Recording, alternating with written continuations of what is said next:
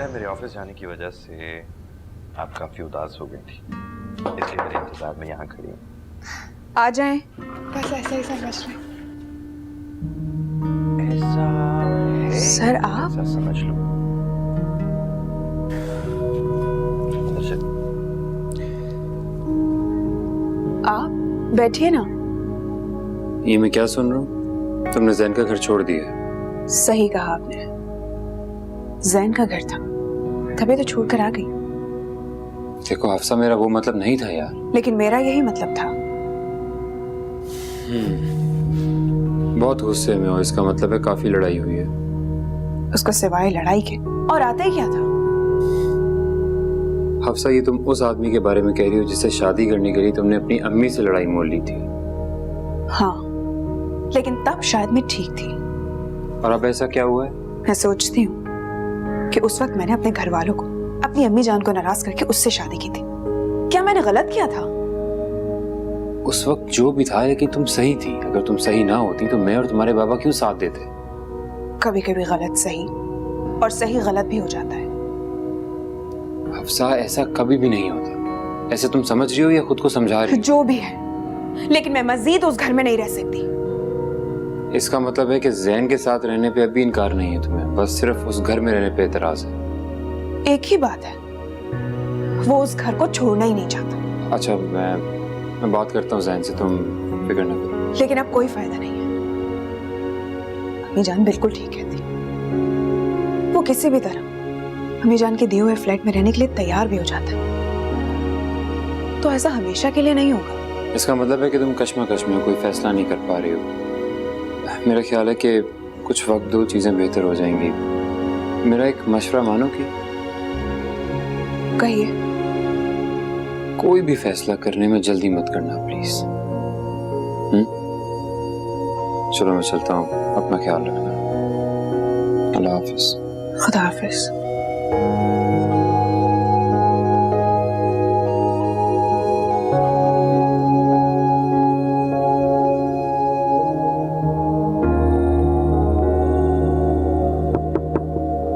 Yes.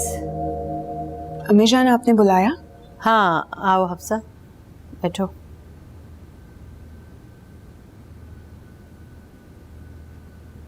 ये देखो। अरे, ये तो सर रामिस की तरह है। लेकिन रामिस नहीं है। हाँ, मुझे भी पता है ये सर रामिस नहीं है। एक बार ये तस्वीर देखने से बिल्कुल ऐसा नहीं लग रहा कि ये रामिस है। लगा, मगर हमने तो ढीठ बनकर उससे आईडी कार्ड भी मांग लिया था। फिर तो यकीनन इसने मना कर दिया होगा, है ना? अगर मना कर देता तो हमारा शक यकीन में बदल जाता, मगर उसने ऐसा नहीं किया। तो क्या किया? ये सावल नहीं है, रामिस है। अंसला से पूछा आपने? वो क्या कहती है? जाहिर है वो क्या कहेगी, साफ इनकार कर दिया। फिर हमारा दिल अब भी नहीं मानता, हमें लगता है ये रामिस ही है। देखो, गौर से देखो, अगर रामिस के चेहरे पर दाढ़ी हो तो क्या वो सावल नहीं लगेगा? अम्मी जान, लगने से क्या होता है तो नहीं ना? अगर रामिस ही सावल हुआ तो? लेकिन अभी आपने कहा कि आपने उनका आईडी कार्ड देखा है, वो रामिस ही है। कुछ समझ में नहीं आ रहा, कहीं ऐसा तो नहीं किसके दो नाम के आईडी कार्ड हो ये सावल? उसने जो हमें आईडी कार्ड दिखाया है वो रामिस नाम का। अगर ऐसा ही है तो दुनिया में कम से कम 7 लोग होते हैं जिनकी शक्लें आपस में मिलती, ऐसा किताबों में लिखा है। पता नहीं, जब भी कोई सुराग मिलता है वो अधूरा क्यों रह जाता है। मेरे बेटे का कातिल कौन है, किसने जुल्म किया है? इतने दिन गुजर जाने के बावजूद अभी तक पता क्यों नहीं चला? अम्मी जान, आप बिल्कुल परेशान मत हो, जवार भाई का कातिल जरूर पकड़ा जाएगा। खुद को संभालें।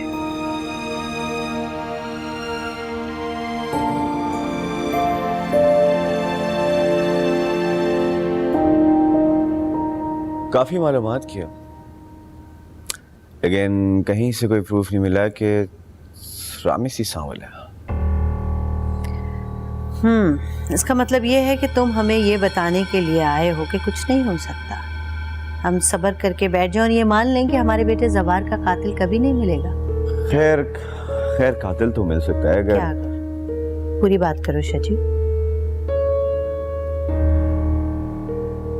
ये आप मुझ पे छोड़ दें, आप बस मुझे इजाजत दे दें, सच आपके सामने आ जाएगा।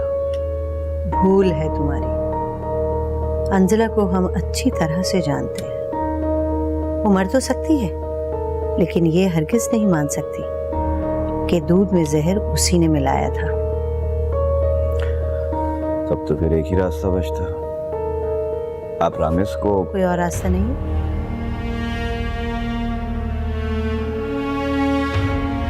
डर गए?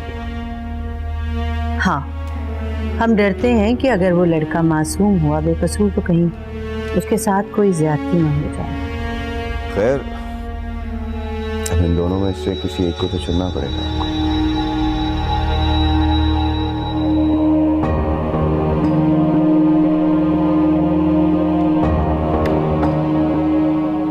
अंजला, अंजला क्या हुआ खाला, इतनी घबराई हुई क्यों है?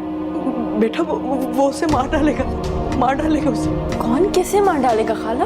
सही से बताएं, क्या कह रही हैं आप? वो सावल को मार डालेगा। शजी नाम है उस शैतान का। क्या? सावल को मार देगा? हाँ, मैंने अपने कानों से सुना। वो बेगम साहिबा को कह रहा था कि आप उसे इजाजत दे दें, उसे सब कुछ उगलवा लेगा और दूध का दूध पानी का पानी हो जाएगा। तुम जानती हो ना, वो तो पहले ही सावल की जान का दुश्मन बना हुआ है।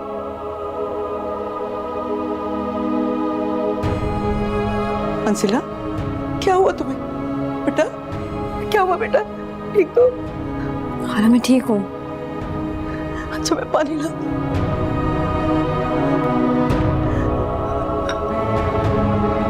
बेटा पानी पी। या अल्लाह मेरे बच्चे की हिफाजत कर। खुद सोचो ज़ैन, क्या इतनी मुश्किल से और मुसीबतों से मिलने वाली मोहब्बत को इतनी आसानी से निकल जाने दोगे अपने हाथ से? तो मैं कब चाहता हूँ ऐसा? तो फिर कौन चाहता है ऐसा? पता नहीं, वो एक जिद को पकड़ के बैठी हुई जिसे वो छोड़ना ही नहीं चाहती। अब आप खुद बताएं, मैं अपने माँ बाप को छोड़कर कैसे शिफ्ट हो जाऊं उसके साथ? ज़ैन कम ऑन यार, बच्ची है, ना समझ है, तुम तो समझदार हो, अभी मान लो उसकी जिद, बाद में समझा देना उसे। तो क्या गारंटी है कि बाद में मान जाएगी वो? क्यों, तुम्हें अपनी मोहब्बत पे भरोसा नहीं है? सर बात भरोसे की नहीं है। मेरे अब्बू की तबीयत खराब रहती है और खुदा ना खास्ता उनको कुछ हो गया तो बाद में मैं अपने आप को माफ नहीं कर सकूंगा। यार आई अंडरस्टैंड, लेकिन उनसे बात करो, उनको भी साथ ले जाओ। बात की थी मैंने, लेकिन वो नहीं मानते। एक अना की बात है, अपना घर होते हुए भी वो अपनी बहू के घर जाके कैसे शिफ्ट हो सकते हैं? अगर तुम कहो तो मैं बात करूं उससे एक दफा। मर्जी है आपकी, मैंने तो अपनी सारी कोशिशें करनी है, अब आप भी ट्राई कर लें। अच्छा चलो, मैं बात करके देखता हूँ उससे। चलो प्लीज।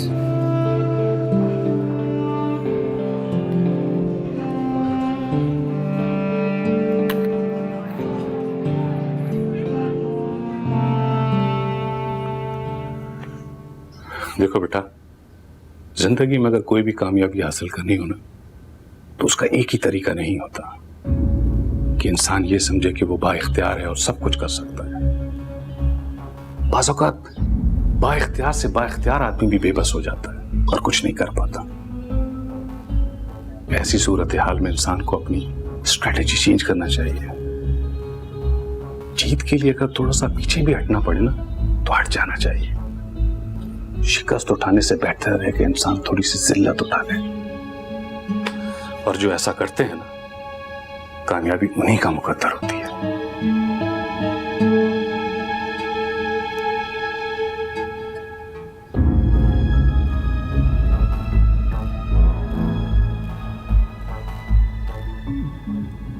मुझे तो ये समझ नहीं आता कि बेगम साहिबा ने इतना गैर कानूनी काम करने की शजी को इजाजत कैसे दे दी। बेटा, इंसान बहुत मौका परस्त होता है। वो ये कानून और ये असूल अपने ही फायदे के लिए बनाता है, और वक्त पड़े तो फिर इन्हें तोड़ भी देता है। जी, खैर आप मुझसे मिलने आई हैं, इसका मतलब है काफी परेशान हो गई हैं सुनकर, है ना? हाँ बेटा, परेशानी की बात तो है। अंजला भी परेशान है? बहुत अरसे बाद मैंने उसकी आंखों में तुम्हारे लिए वही पुरानी मोहब्बत और फिक्रमंदी देखी है।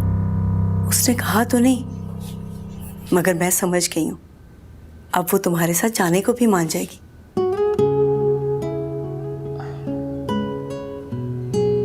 चले, मैं आपको घर छोड़ के आता हूँ। अरे नहीं नहीं बेटा, तुम आराम करो, तुम्हारी तबीयत ठीक नहीं है, मैं खुद चली जाऊंगी।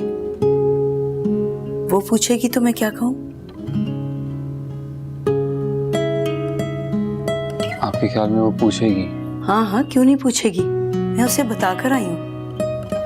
वो मेरा बहुत बेचैनी से इंतजार कर रही होगी।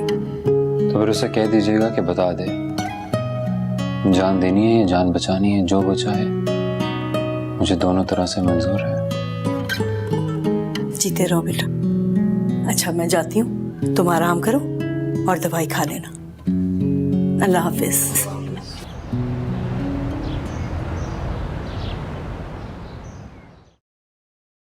शादी करोगी मुझसे? बोलो अंजला,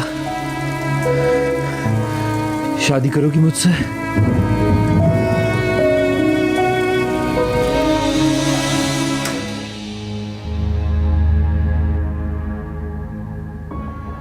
अच्छा हुआ आप आ गई। क्या हुआ बेटा, सब खैर तो है? बेगम साहिबा बुला रही थी आपको। मैंने तो कहा कि आप मज़ार गई हुई हैं दिया जलाने के लिए। अच्छा किया। पूछोगी नहीं क्या कहा उसने? क्या कहा? यही बेकरारी तो मैं देखना चाहती थी। तुम क्या समझती हो कि तुम कुछ नहीं बताओगी तो मुझे पता नहीं चलेगा? मैं तो तुम्हारे दिल में झांक लेती हूँ। अच्छा बताएं भी, क्या कहा उसने? कह रहा था कि अंजला से कहें जान बचानी है या जान देनी है, जो अंजला कहेगी मुझे मंजूर है। मैं भी आती हूँ।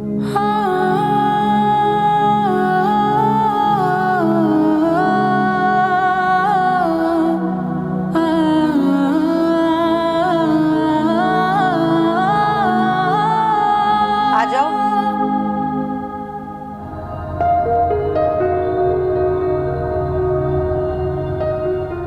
जी आपने बुलाया?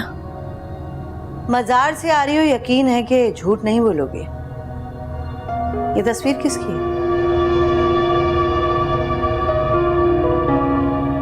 किस सोच में पड़ गई नूर बानो? सच बोलने के लिए इतनी कशमकश की जरूरत नहीं पड़ती। सही कह रहे हैं ना हम? बोलो, कौन है ये तो सावन है। सांवल? ये तो हम भी जानते हैं, मगर तुम इससे कुछ ज्यादा जानती हो। रामेश से सांवल है ना, जो अब भेस बदल कर आया है और अंजला को भगा ले जाने का मंसूबा बना रहा है। नूर बानो, तुम्हारी खामोशी को क्या समझे हम? तुम हमसे कुछ छुपा रही हो। देखो नूर बानो, हम तुमसे वादा करते हैं, अगर रामेश ही सांवल है तो हम तुम्हें कुछ भी नहीं कहेंगे। बस एक बार सच बता दो हमें। मेरी तो समझ में नहीं आ रहा कि आप मुझसे किस किस्म के सवाल कर रही हैं जिनका मेरे पास जवाब ही नहीं है, और अगर है भी तो मैं आपको देना नहीं चाहती। आखिरी बार तुमसे पूछ रहे हैं नूर बानो, अगर तुम अब भी खामोश रही और कुछ नहीं बताया तो मजबूरन हम ये केस पुलिस के हवाले कर देंगे। मैं इससे ज्यादा कुछ भी नहीं कहना चाहती कि मेरी अंजला बेकसूर है। आप मुझे किसी भी अदालत में ले जाएं, मैं ये कहने से पीछे नहीं हटूंगी कि वो बेकसूर है। तो साफ साफ क्यों नहीं कहती कि तुम बताना ही नहीं चाहती? मैं जाऊं बेगम साहब? जा सकती हो तुम।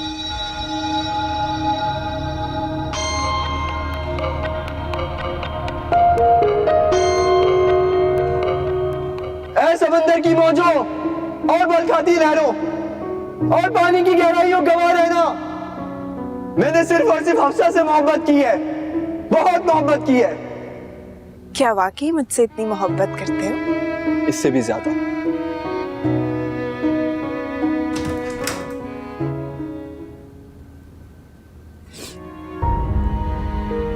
हफ्सा, बेटा तुम रो रही हो? बेटा तुम तो बहुत मजबूत लड़की थी ना, फिर ये आंखों में आंसू क्यों? मैं उसे ऐसा नहीं समझती थी। मैंने उसके लिए क्या कुछ नहीं किया, आपको नाराज किया। वो मेरे लिए इतना सा नहीं कर सकता, वो कुछ नहीं छोड़ सकता मेरे लिए। अब जब तुम कोई फैसला कर लो तो हमें बता देना। कैसा फैसला? यही कि तुम जैन के साथ रहना चाहती हो या नहीं रहना चाहती। मैं आपको बता चुकी हूँ अम्मी जान। जो तुम बता चुकी हो, अमल तुम्हारा उसके बिल्कुल बरअक्स है। उसके साथ उस घर में जाके रहना भी नहीं चाहती और उसके लिए यहाँ बैठ के आंसू भी बहाती हो। तो और क्या करूं मैं? इन आंसुओं को बहने से रोको, चाहे अपनी बात मनवा कर या उसकी बात मानकर। आपका कहने का मतलब क्या है? यही कहना चाहती हूँ कि तुम उसके साथ रहना चाहती हो या नहीं रहना चाहती। हम माँ हैं तुम्हारी और तुम्हें इस तरह आंसू बहाते हुए नहीं देख सकते। और ये भी जानते हैं कि दामाद को उस बात पर जबरदस्ती राजी नहीं कर सकते जो तुम चाहते हो। बेटा इसीलिए कह रहे हैं कि तुम्हें एक फैसला करना होगा, या तो उसकी बात मानकर उसके घर जाकर जिंदगी गुजारो, या फिर तुम